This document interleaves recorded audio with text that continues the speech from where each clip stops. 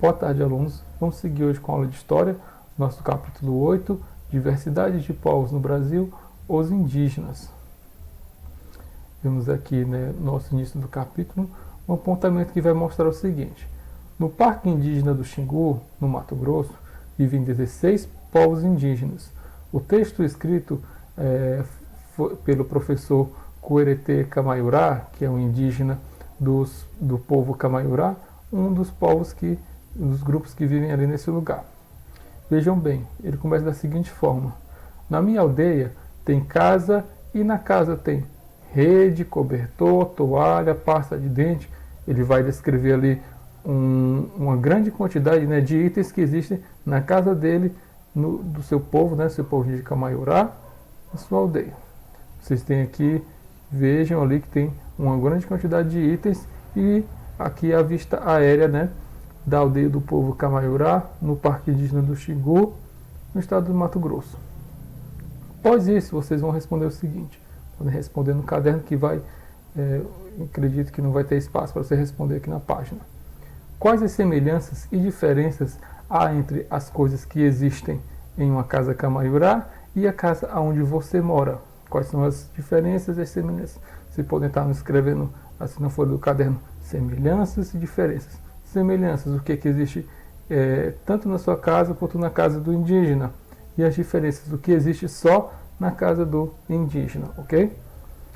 E a partir daqui do que vocês observaram, do que existe aqui nessa aldeia do povo Camaiurá, na sua opinião, todos os povos indígenas têm os mesmos costumes e a mesma forma de organização?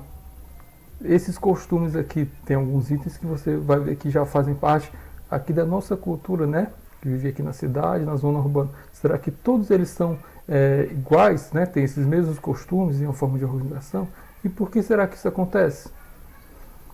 Logo ao lado, nós vamos ter ali a segunda parte do nosso texto, né? Onde estão os povos indígenas? Vai mostrar ali por onde estão ali os povos indígenas, como eles estão divididos. No Brasil, hoje, existem pouco mais de 305 povos indígenas, totalizando ali quase 900 mil pessoas. Dessas pessoas, cerca de 502 mil vivem nas aldeias, né, que estão situadas nas terras indígenas, e aproximadamente 315 mil vivem nas cidades, né, zona urbana ou zona rural. Mas 500 anos atrás, ou seja, no período do descobrimento da colonização do nosso país, havia provavelmente 5 milhões de indígenas ocupando as terras que hoje formam, né, o nosso território brasileiro, nosso país. Pela Constituição, vimos um pouco sobre a Constituição, né, onde tem ali os direitos e deveres de todo cidadão brasileiro.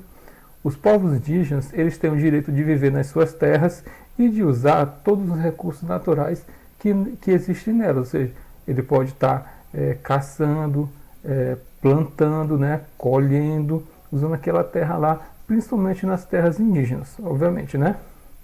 E as terras indígenas, elas são demarcadas pelo governo e devem ser protegidas por ele. Ou seja, o governo federal especificamente, né? Também há diretriz do governo estadual, mas o governo federal ele tem um instituto, né? A FUNAI, no caso, que dá essa salvaguarda para o povo indígena, protegendo ele, né? Protegendo todos os seus direitos, principalmente de onde eles existem, né? Essas terras indígenas são locais ali da sua origem, okay? São todos eles protegidos por lei, por várias diretrizes, né? ONGs também, mas principalmente pelo governo. Temos aqui dois mapas, né? O mapa A e o mapa B. O mapa A, Brasil, povos indígenas em 1500. E Brasil, terras indígenas, 2018. Aliás, 2015. Vou observar aqui no livro que é melhor.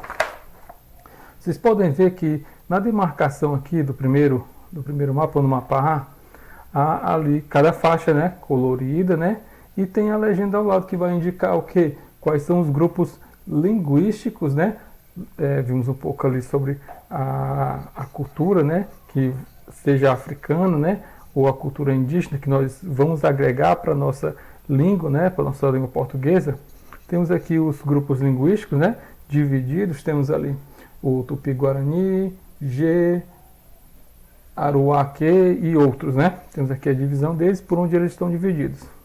E no segundo mapa nós temos as terras indígenas, né? Como elas estão aqui divididas, né? Notem ali que há uma disparidade enorme, né? Obviamente em 1500, né? Quem habitava aqui o nosso território brasileiro era apenas os povos nativos, os indígenas. E você, após observar os dois mapas, você vai responder aqui apenas essas duas questões. De acordo com o mapa B, que é este aqui que vai demonstrar as terras indígenas em 2015, onde se encontra hoje a maioria das terras indígenas? Ela está no território, né, do interior ou mais próximo do nosso litoral brasileiro? Observando aqui o mapa, as terras indígenas, elas estão concentradas mais pelo interior ou mais próximo do litoral, essa região aqui do mar. E a segunda questão, as terras indígenas são reconhecidas por lei? Sim ou não? E além dos indígenas, outras comunidades, será que podem usufruir desses territórios? Por quê? Lendo aqui o texto, vocês vão estar respondendo aqui essa segunda questão, ok? Tudo bem? É só mesmo a introdução do nosso primeiro capítulo, vocês podem responder e estar enviando aqui para mim logo mais fazer a análise delas, ok? Então, assim, boa tarde e até a próxima aula de matemática.